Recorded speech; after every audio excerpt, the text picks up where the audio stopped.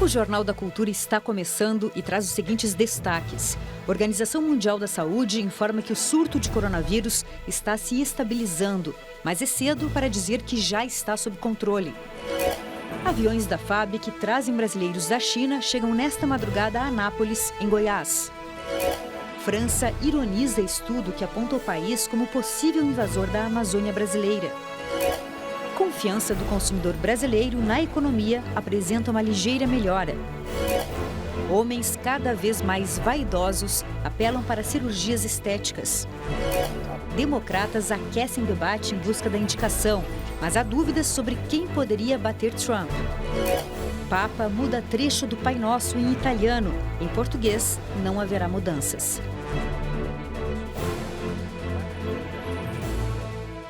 Olá, boa noite. Na bancada, temos a presença do professor de jornalismo da PUC São Paulo e cientista político Leonardo Sakamoto e do advogado criminalista Sergei Cobra. E lembrando que você pode fazer comentários pelo Twitter na hashtag Jornal da Cultura. Os aviões que estão trazendo os brasileiros resgatados na cidade chinesa de Wuhan, epicentro do coronavírus, chegarão ao Brasil na madrugada deste domingo. Numa escala em Varsóvia, foram deixados 4 poloneses e um chinês. Depois de Varsóvia, há escalas previstas em Las Palmas, arquipélago espanhol no Atlântico, e Fortaleza, no Ceará. A viagem vai terminar na base aérea de Anápolis, em Goiás, onde os repatriados ficarão em quarentena por 18 dias. Nesse período, haverá monitoramento diário da saúde dos 34 resgatados, além das tripulações e diplomatas que participaram da operação. Todos também poderão contar com apoio psicológico, além de primeiros socorros. Antes de embarcar em Wuhan, os passageiros foram submetidos a exames e ninguém apresentou sintomas ligados ao coronavírus, como febre alta. Durante o período da quarentena, serão feitas pelo menos 3 análises por dia. No Brasil, o número de casos suspeitos, que chegou a 13, caiu para 8. São 3 em São Paulo, 2 no Rio Grande do Sul, 1 no Rio de Janeiro, 1 em Santa Catarina e 1 em Minas Gerais. A Organização Mundial de Saúde informa que o surto de coronavírus está se estabilizando, mas ainda é cedo para afirmar que a doença atingiu o ponto máximo de contaminação. Hoje foram confirmadas as primeiras vítimas não chinesas. Britânicos são infectados num resort de esqui na França. Um cidadão norte-americano de 60 anos e um japonês com a mesma idade, internado com pneumonia, foram as primeiras vítimas fatais não chinesas do novo coronavírus. Os dois estavam em Wuhan, cidade chinesa epicentro da epidemia, que já infectou quase 35 mil pessoas. Hoje, o coronavírus foi encontrado em Haute-Savoie, nos Alpes franceses, em 5 britânicos que dividiam um chalé numa estação de esqui com uma pessoa que esteve recentemente em Singapura e teria contaminado os demais. O grupo inclui 3 crianças. Todos estão em boas condições de saúde e os novos casos elevam o total de infecções pelo vírus em solo francês para 11 vítimas, uma delas em estado crítico. Preocupado com os novos números, o primeiro-ministro francês Édouard Philippe teve hoje em Paris uma reunião de emergência para estudar estratégias para conter a epidemia em solo francês. Em Hong Kong, onde há 26 casos de infecção pelo vírus, a chefe do governo, Carrie Lam, convocou uma reunião para divulgar que os equipamentos de proteção como máscaras e luvas para as equipes médicas estão acabando e não devem durar até o final do mês. Atendendo à emergência, a Rússia já mandou um avião cargueiro com 23 toneladas de ajuda humanitária e suprimentos farmacêuticos. Hoje, o diretor-geral da Organização Mundial de Saúde, Tedros Adhanom, anunciou que a procura por máscaras, jalecos, luvas e outros equipamentos de proteção aumentou 100 vezes e os preços dispararam, provocando um transtorno sério no suprimento global. Ele também avisou que o chefe da equipe internacional de investigação do coronavírus, junto com especialistas do Centro de Controle de Doenças dos Estados Unidos, devem ir à China no começo da próxima semana. Enquanto isso, em Londres, cientistas britânicos lutam contra o tempo para desenvolver uma vacina contra o coronavírus, mas avisaram que ainda há um longo caminho pela frente. Das 81 novas mortes relatadas pelas autoridades chinesas neste sábado, 67 foram em Wuhan, elevando para 723 o número total de mortos. O vírus já se espalhou por 24 países, com 2 mortes fora da China continental, no território de Hong Kong e nas Filipinas.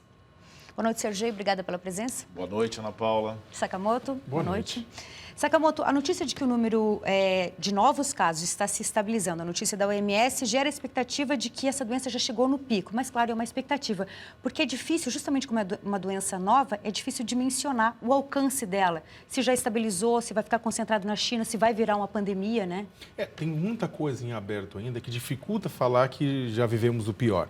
Por exemplo, o coronavírus acaba de passar, número de mortos, né, a SARS, que era uma doença respiratória grave, aguda, que chocou o mundo, preocupou o mundo entre 2002 e 2003, também com origem chinesa. Ou seja, passou o número de mortos da SARS. Ao mesmo tempo, tem-se, apesar das pesquisas nas universidades, do pessoal que está se dedicando dia e noite para saber a prevalência do vírus, checar a letalidade, se ela é realmente baixa ou não é, ainda muita coisa pode acontecer. A China fez um grande processo de engenharia social, sitiando o foco da doença, que é o Wuhan, é claro, passando por cima de direitos, que a China já passa normalmente, né? Então, passando por cima de direitos ainda, só que não se sabe o quanto isso realmente conseguiu segurar a epidemia naquele canto da China, ou, na verdade, esse surto, ele vai acabar se espalhando.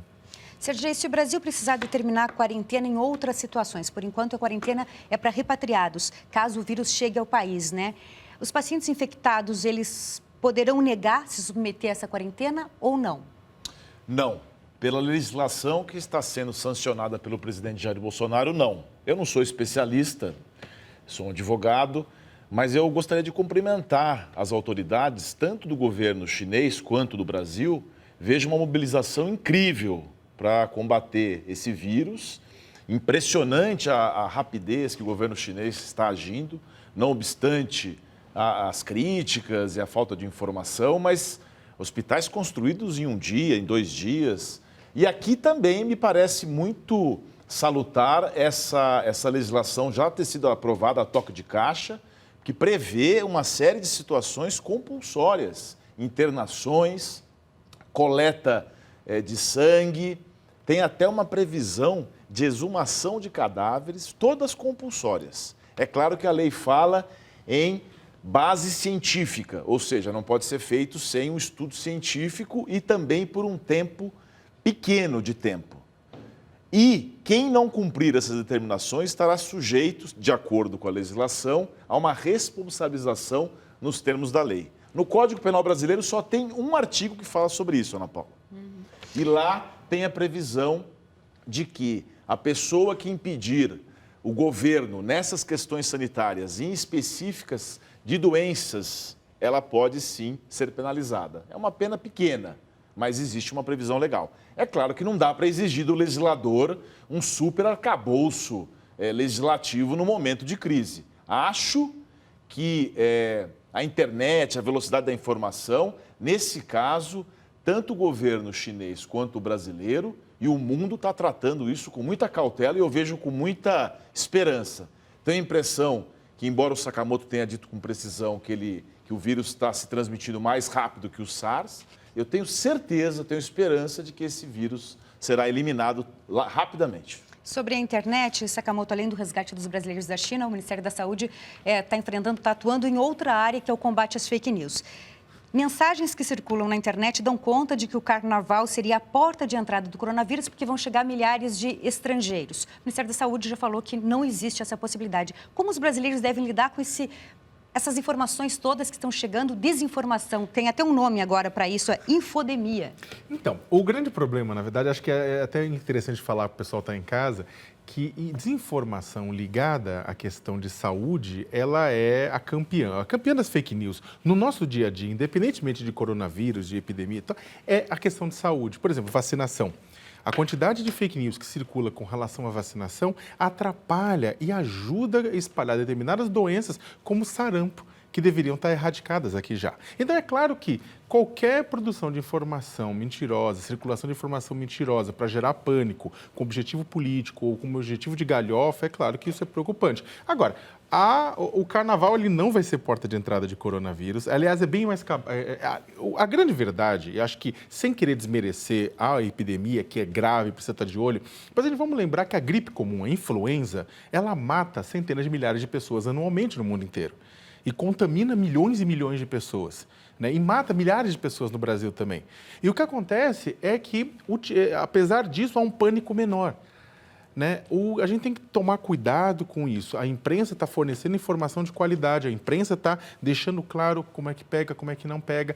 Procurem fontes de informação fidedignas, procurem seu veículo de comunicação preferido, não acreditem naquilo que está circulando nas redes de WhatsApp, naquilo que chega via Facebook, via Twitter, porque aquilo pode trazer simplesmente dor e sofrimento para as pessoas. Não há nenhum caso comprovado de coronavírus no Brasil. E mais uma coisa, nessa desinformação tem uma violência e discriminação com relação ao povo chinês. Tem relatos já na internet, as pessoas estão procurando as autoridades, porque tem muita gente discriminando, isso está na cultura, é errado e tem que ser denunciado. Nós temos que tratar isso com muito cuidado, mas também com muito respeito. É a sinofobia. Bem, aqui no Brasil, o governo do presidente Jair Bolsonaro está ameaçado de sofrer uma nova derrota no Congresso na próxima semana. A questão envolve o controle de 42 bilhões de reais em emendas parlamentares. O presidente do Senado, Davi Alcolumbre, deve convocar para o início da semana uma sessão especial para discutir o veto do presidente Jair Bolsonaro a um projeto que obriga o governo a pagar todas as emendas parlamentares. A decisão do presidente está relacionada com o projeto que define como os recursos públicos serão gastos em 2020. Se o veto for derrubado no Congresso, o governo será obrigado a liberar, neste ano, todas as emendas aprovadas por deputados e senadores. No total, estão previstos gastos de 42 bilhões de reais em propostas dos parlamentares, destinadas a atender demandas de suas regiões. Sakamoto, sem base de apoio no Congresso, enfrentando ali problemas na articulação política, a chance de o governo sofrer uma derrota essa semana no Congresso existe. Não só existe, como o governo, na verdade, construiu sua própria derrota. Não só o governo não tem uma base, brigou com o seu partido, que era a sua base, esfacelou, como o governo não tem uma articulação política no Congresso Nacional. Não é que nem tem um problema, ele não tem uma articulação política. Ele esvaziou a Casa Civil, outros ministros da Presidência da República que deveriam estar fazendo essa ponte não fazem devidamente. O governo se envolve em balbúrdias, em discussões vazias, enquanto ele deveria estar construindo com o Congresso a aprovação de projetos. Não apenas essa questão disso, que é de interesse dele, para evitar que o Congresso desconecte e ele fique responsável por validar suas próprias emendas, como que outras questões como o Fundeb. O fundo que mantém a educação básica brasileira, que vai vencer no final do ano, o governo está fazendo o quê? Está fazendo, na verdade, bagunça com o ministro que está querendo recomeçar a discussão a partir do zero, ao invés de articular com os senadores e com os deputados os projetos que já existem há muito tempo. Sergei, se os vetos caírem, o poder de barganha do governo fica comprometido, porque não vai ter a emenda parlamentar na hora de precisar do apoio do Congresso, na hora de negociar. Esta liturgia de governo com o Congresso, toda a estratégia da equipe econômica não é uma tarefa muito fácil. Sempre há uma discordância, muitas vezes até da equipe econômica, com o próprio manifestação do governo. A equipe econômica fica meio que um equilibrista, porque o governo quer fazer investimento social e a equipe econômica quer cortar gastos. Aliás, o ministro Guedes até manifestou recentemente, aí, de uma maneira bem contundente, que está preocupado, porque existiu uma euforia num ajuste fiscal, mas que agora já está colocado em xeque. Inclusive, até mesmo a questão do coronavírus pode impactar nas questões das finanças. Nós vimos as discussões aí da Presidência da República com os governadores na questão do ICMS. Então, o Sakamoto falou em bravatas, em colocações, é importante que a gente retome a responsabilidade fiscal, que, aliás, é lei, é um projeto que lá atrás teve muita contestação, mas não dá para se admitir gastar mais do que se arrecada. Então, essas nuances todas aqui não podem ser influenciadas por eleições. É aquela velha história, ó, tem que ser republicano, e ser republicano dá trabalho. Aliás, ser democrata dá trabalho, mas é o nosso único caminho. Esse é um bom ponto, né, Sakamoto? A sensação de que o ajuste fiscal não é mais necessário, com a perspectiva de retomada do crescimento, afrouxou um pouco a coisa. Parece que todo mundo está se achando no direito de gastar mais. Legislativo, uma parte do executivo? O grande problema é que, além disso, é claro, além de ter parecido aquela impressão de que a economia estava crescendo um pouco mais, o que, na verdade, foi desmentido pelo próprio Banco Central agora, que reduziu os juros, mostrando que a economia não está crescendo como deveria estar crescendo. Além disso, o governo, que deveria estar aproveitando este momento para apoiar, para articular a aprovação da reforma tributária, que poderá ajudar, e de sobremaneira, a situação fiscal do país, inclusive. Só que o governo não. O governo nem apresentou o seu projeto ainda. Qual é o risco do Guedes nem apresentar o projeto, entregar o protagonismo para o Congresso Nacional de uma vez e talvez o governo Bolsonaro nem fazer pressão para que isso caminhe rapidamente. A confiança do consumidor brasileiro na economia apresenta uma ligeira melhora. É o que revela uma pesquisa da Confederação Nacional dos Dirigentes Lojistas.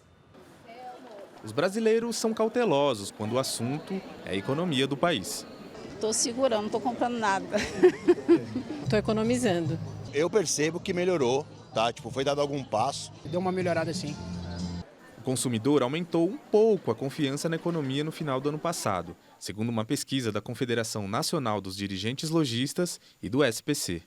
O indicador terminou 2019 em 47 pontos, acima dos 45,8 registrados no mesmo período de 2018. Mas o levantamento também revela que de cada 10 entrevistados, 6 dizem que o atual momento econômico é ruim. Há um ano, eram 72%. 30% consideram regular. E subiu de 2% para 7% os que acreditam que o momento é bom. E nos próximos 6 meses? O percentual de otimistas e pessimistas é o mesmo, 26%. 44% são neutros. Algumas medidas tomadas pelo governo em 2019, como a reforma da Previdência, até ajudaram a retomar o ânimo do brasileiro com a economia. Mesmo assim, com o PIB ainda em recuperação, é preciso ter muita cautela. O professor de economia da USP acrescenta outros pontos desfavoráveis. O desemprego, uma proposta de reforma tributária que não combate a desigualdade e o impacto econômico do surto do novo coronavírus na relação entre a China e o Brasil. As previsões de crescimento da economia chinesa caíram radicalmente. E isso seguramente vai impactar o Brasil. Ela vai comprar menos do Brasil. Isso vai nos trazer problemas, não há dúvida. Nós teremos problemas de redução das nossas exportações, uma redução significativa que vai acabar impactando nas importações. Pela combinação destes fatores, o índice de crescimento não chegará a 2%. No máximo, a economia brasileira em 2020 cresce 1,5%. É um número melhor do que 2018, 2019, mas ainda é um número muito abaixo dos nossos vizinhos latino-americanos e da média mundial. Sergei, fato é que o número de brasileiros com visão negativa da economia recuou 10 pontos percentuais. É um salto importante em relação à economia e também costuma se traduzir em consumo, né? A confiança. A confiança é tudo na vida, até para os nossos comportamentos. Eu me coloco no grupo dos otimistas. Eu acho que nós temos que ter uma visão econômica otimista, apoiarmos as ideias que se submetem ao povo, mas que são importantes para a revolução econômica do Brasil. Tem muita coisa atrasada no Brasil, tem muita coisa difícil. O economista, o especialista mencionou que melhorou um pouquinho, então o especialista está dizendo que melhorou, mas que é muito pouco ainda perto dos nossos irmãos latino-americanos, mas estamos melhorando, tem que melhorar, tem que fazer um trabalho para isso. E alguns paradigmas, algumas coisas, hoje, por exemplo, editorial do Estado de São Paulo, o jornal Estado de São Paulo, que o Poder Judiciário e o Ministério Público juntos superaram em 2,5 bilhões o teto de gastos. Talvez seja esse funcionalismo público que o governo tem se colocado um pouco mais contrário e houve uma certa celeuma e tudo mais. Mas, enfim, nós precisamos entender que privilégios têm que ser cortados e o povo precisa apoiar, porque por mais que nós estejamos passando por um processo político, todas as questões que envolvem discussões ideológicas, nós temos que avançar. E, dentro desse avanço, 2 reformas que já se fala há mais de 30 anos no Brasil, tributária e administrativa. Sem essas 2 reformas, a gente não caminha. Sakamoto, nessa pesquisa, ficou claro que o otimismo com o futuro está relacionado com a expectativa de que haverá maior estabilidade política no país e de que as medidas econômicas estão no caminho certo. Como é que você avalia essa pesquisa? Bem, estabilidade política, esquece. Se tivesse uma pessoa que fosse um político estável na presidência da República, mas não temos. E aí os fiadores desse político estável, a promessa de superministros fiadores em volta dele, criam mais instabilidade ainda. Vamos lembrar que o ministro Paulo Guedes ontem fez uma declaração extremamente desastrada, chamando de parasitas funcionários públicos. Depois ele teve que corrigir, disse que foi descontextualizado, mas isso gera um monte de problema. O pessoal do mercado está de olho nessa estabilidade, o próprio ministro vira vetor de instabilidade. Além disso, a gente tem um estoque de desemprego extremamente grande ainda. A geração de emprego formal no ano passado, 600 mil, um pouco mais dependendo do cálculo, ainda é muito baixo. O número de pessoas que foram empregadas informalmente é maior ainda do que o pessoal empregado formalmente. Você tem uma situação, a população esperando do governo mais, a indústria crescendo menos do que deveria crescer. Ou seja, os números da realidade, da vida real do dia a dia, não estão batendo com a expectativa. O problema é quando bater de frente a expectativa com os dados reais de crescimento, os dois se chocarem, o que vai acontecer? Com um governo que consegue organizar, trabalhar em conjunto com o Congresso, pensar em saídas coletivas, é uma coisa. Com um governo que sempre está puxando para a guerra, é outro. Mas é um ponto importante. Eu gosto muito do diálogo. Aliás, eu não sou muito fã desses adjetivos, superlativos, hipérboles. Mas eu me lembro que o Fernando Henrique Cardoso falava em aposentados, criticava. Os outros presidentes sempre tiveram problemas com relação a esse tema. Por quê? Porque querem cortar gastos. E o diálogo que se pretende, ele tem que ser republicano, sim, mas precisa ter diálogo. Eu acabei de citar aqui 2 carreiras de Estado que não aceitam cortar gastos. Então, para poder ter esse avanço na sociedade, esse diálogo com essas pessoas do Congresso precisa ter realmente um pacto social. E todo o povo brasileiro precisa apoiar. É claro que os governantes têm que ser criticados, sim, mas nós precisamos apoiar para poder avançar. Isso não é só o governo federal, não. É governo estadual, municipal, todas as instâncias. Nós somos o governo. Um assunto mais leve agora. Cada vez mais, homens se submetem a cirurgias estéticas no Brasil. Melhorar a aparência física significa, para eles, mais autoestima tanto na vida social quanto no trabalho. Maurício, 50 anos, diretor de um clube, ainda se sente em plena forma física e profissional. Mas tinha uma coisa que o incomodava: o começo da calvície. Resolveu o problema 1 ano e meio atrás com um implante capilar, apesar do que ouviu dos amigos na época. Não, isso aí é cabelo de boneca, isso aí vai cair, você vai botar peruca. Para Maurício, os resultados extrapolam o reflexo do espelho. Para mim representou muito, né, no meu dia a dia, na minha profissão, exatamente pela autoconfiança, né? E sabe os amigos que faziam piada? Tá com a cabeleira bonita, tá bacana. Então vamos ver como é que fica também, né? É fato, cada vez mais os homens admitem que também têm suas vaidades. A expectativa de vida maior e a necessidade de se manter no mercado de trabalho também pesam nessa busca pela beleza. Do total de cirurgias estéticas feitas no país, 20% já são em pacientes masculinos. O número quadruplicou nos últimos 5 anos. Segundo a Sociedade Brasileira de Cirurgia Plástica, a cada 2 minutos, um homem deita numa mesa de cirurgia para ficar mais bonito. Os procedimentos mais procurados por eles são a correção de orelhas e nariz, a redução de mamas, a lipoaspiração e o implante capilar. O aumento do interesse masculino, claro, também fez surgir um mercado paralelo e perigoso. Um implante capilar aqui no Brasil custa entre 25 e 35 mil reais. Mas há ofertas de procedimentos por 15 mil reais lá na Turquia, incluindo passagens aéreas e hospedagem.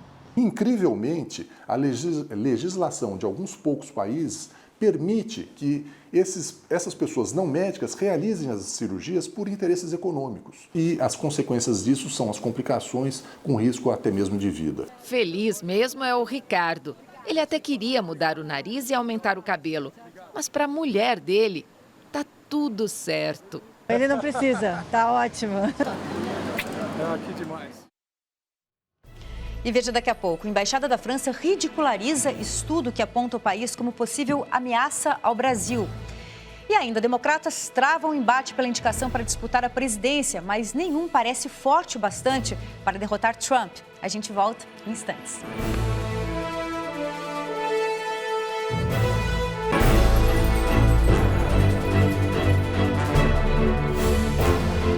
A Embaixada da França em Brasília divulgou nota criticando um documento elaborado pelo Ministério da Defesa que aponta o país como uma possível ameaça ao Brasil.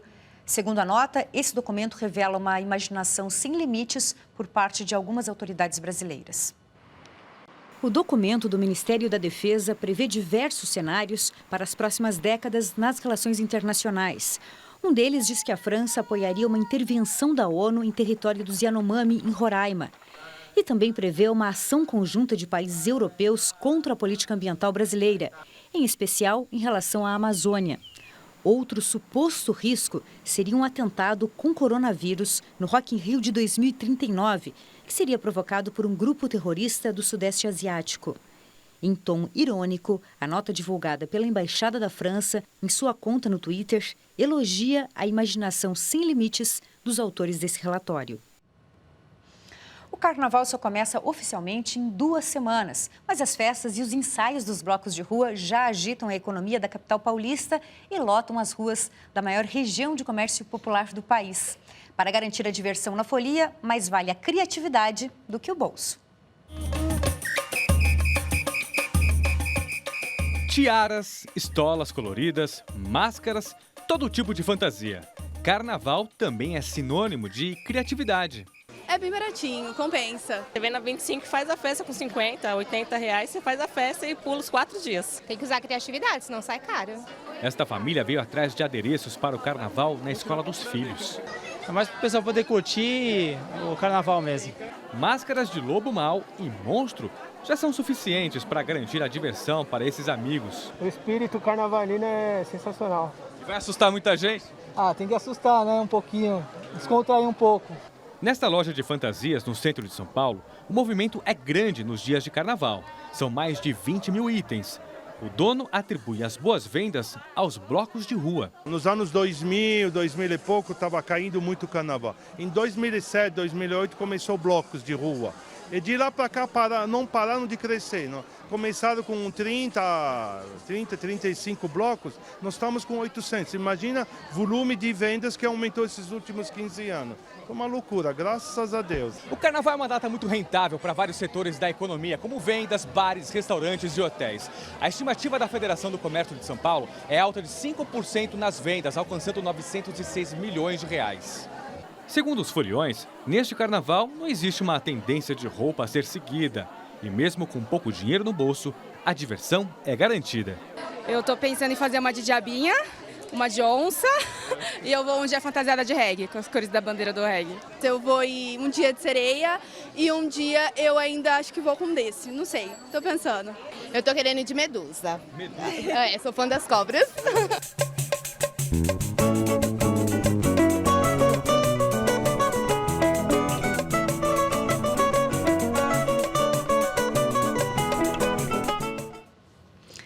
No mundo, Israel e Palestina passam da luta armada para a guerra comercial e os palestinos começam a sofrer prejuízos. O ministro da Agricultura israelense proibiu as exportações agrícolas da Palestina via Jordânia, abrindo uma nova frente de conflito numa batalha que já dura décadas. O diretor de vendas de uma empresa que exporta produtos para o Reino Unido e países árabes afirmou que essa decisão é uma guerra econômica desleal contra todo o povo palestino, que vai afetar fazendeiros, comerciantes, exportadores e todo o povo da Palestina. Autoridades palestinas também questionam o poder de Israel de adotar decisões que envolvem a autonomia da Jordânia. O governo jordaniano ainda não comentou a decisão. Um debate em New Hampshire pode reverter a indicação dos democratas às eleições nos Estados Unidos. Os candidatos à indicação do Partido Democrata à eleição presidencial nos Estados Unidos, Bernie Sanders e Pete Buttigieg, receberam duras críticas de adversários, afirmando que eles não têm o que é necessário para vencer o republicano Donald Trump. A 4 dias das primárias no estado, eles questionaram as propostas de Sanders, de conteúdo próximo do socialismo, e a suposta falta de experiência de Buttigieg, além da falta de apoio das comunidades negras e latinas. Isso torna os dois um risco muito alto para bater Trump na eleição do dia 3 de novembro. Buttigieg, que foi 2 vezes prefeito em South Bend, uma cidade de 100 mil habitantes no estado de Indiana, afirmou que é hora de virar a página na velha política em Washington. Ele é o candidato revelação dos democratas, né?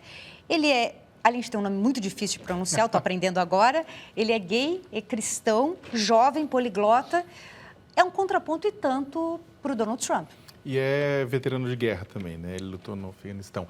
Sim e não. Esse é o grande problema, porque é o seguinte, na Bolsa das Apostas, para a indicação democrata nos Estados Unidos, apesar dele ter ido bem em Iowa, ele continua bem atrás do Bernie Sanders, né? O Bernie Sanders continua com as apostas em 30 e poucos, 40% de que ele será um indicado, né?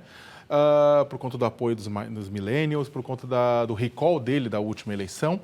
Agora, quem está caindo de verdade... O Peter, ele pode surpreender, mas, por enquanto, a maior probabilidade é do Sanders. O Joe Biden, ex-vice-presidente da República, na época do Obama, despencou na Bolsa das Apostas. O ex-prefeito de Nova York, Bloomberg, ele sobe, né, como uma voz moderada. Apesar do Pitt estar aparecendo, o Bloomberg está subindo nas decisões e a Elizabeth Warren está caindo. Eu ainda apostaria no Bernie Sanders como a indicação democrata. Apesar de colocar, ele é socialista, o socialismo do Sanders lembra muito mais a social-democracia francesa, por exemplo, do que propriamente dito um socialismo, né? Agora, que esse rapaz vai dar uma chacoalhada, vai. Uhum. Sergei, diferentemente da profusão de candidatos democratas, que não se sabe ao certo qual é o projeto de governo deles, não se conhece muito bem quem são essas pessoas e tal, Donald Trump segue firme aí, rumo à reeleição, né? Bom, eu adoro eleição, eu acompanho, assim como no Brasil, nos Estados Unidos, eu adoro democracia, eu adoro acompanhar. Só que os Estados Unidos, eles têm um sistema de eleição muito diferente, muito peculiar. Lá são os estados que definem. O Trump provavelmente perca a eleição de novo no voto a voto. É bem possível, como perdeu para Hillary. Mas ele ganha, mesmo com os 40%, 30% de aprovação, se ele ganhar nos estados chaves, é bom lembrar que o Trump ganhou naqueles estados que são considerados os estados chaves, Minnesota, Iowa, por 0,5%. Tem alguns lugares por 0,2%. E esta mobilização, Sakamoto, da militância é que conta. Sabe por quê? Eu sou entusiasta. Nos Estados Unidos, o voto não é obrigatório, o voto é optativo. Então, é difícil que a pessoa vá votar. E essa mobilização depende das primárias, que não parece que estão motivando muitos democratas. Então, o Trump tem aquele jeitão dele, né? Que você pode não gostar, mas você não fica indiferente. Até porque o corpo fala, aquele dedo em riste, mostra um autoritarismo, ele anda parecendo um robô, se ele chega, ele se impõe, palavras ofensivas, mas ele tem um jeito marcante que agrada o eleitor dele. Ele vai perder na Califórnia, nos Estados Unidos é assim, já está certo. Ele perde na Califórnia, ele perde em Nova York, são os estados democratas. O que define lá o jogo nos Estados Unidos são esses estados, Virgínia, Michigan, que são os estados que ficam, ora vão para os republicanos, ora para os democratas. Eu acho, se eu fosse apostar, a polarização talvez venha com o Biden por conta do escândalo que motivou o impeachment. Talvez tenham aí uma narrativa para os democratas. Só um minutinho. O Kennedy Wheeler, o internauta que nos acompanha aqui, ele aposta no Trump. Ele diz, alguém ainda tem dúvida de que Trump será reeleito? Economia dos Estados Unidos crescendo mais, desemprego atingindo menores índices. Então, isso que eu ia comentar, né? A chance grande do Trump, a chance maior, na verdade, dessa história inteira é a reeleição do Trump. A economia crescendo, ele deu a sorte de pegar uma economia, um desemprego em queda na época do Obama e deu continuidade a essa queda. Ele se deu bem no caso do Irã. Né, a gente estava discutindo até umas semanas atrás aqui no programa, né, do que aconteceu. Ele se deu bem, ele matou um general importantíssimo no Irã e a resposta foi muito pífia por parte do Irã, ou seja, ele ganhou a imagem. O pedido de impeachment que foi aberto na Câmara dos Deputados foi enterrado no Senado. Né, ele está numa situação que está com a faca e o queijo na mão para ser reeleito. Agora, A grande dúvida é que, na eleição passada, determinadas minorias, como negros, como hispânicos em determinados lugares, não votaram, porque não gostavam da Hillary. A pergunta é, com um outro candidato, como Sanders, ou como Bloomberg, ou como Peter Buttigieg, ele vai ter, nós teremos uma situação diferente, as pessoas vão sair de casa para votar, ou o Trump vai nadar de braçada? Boa pergunta. Desculpa. Lembrando que o Sanders perdeu da Hillary nas primárias, mas é um candidato também forte. De qualquer forma, eu volto a dizer, a mobilização da militância lá é muito importante, até mais do que aqui no Brasil, porque lá o voto é optativo, o que eu acho uma grande revolução em termos de democracia. E veja daqui a pouco, Papa Francisco muda o texto do Pai Nosso, mas somente em italiano. E ainda, livres da contaminação pelo óleo, as praias do Rio Grande do Norte voltam a receber turistas. A gente volta em instantes.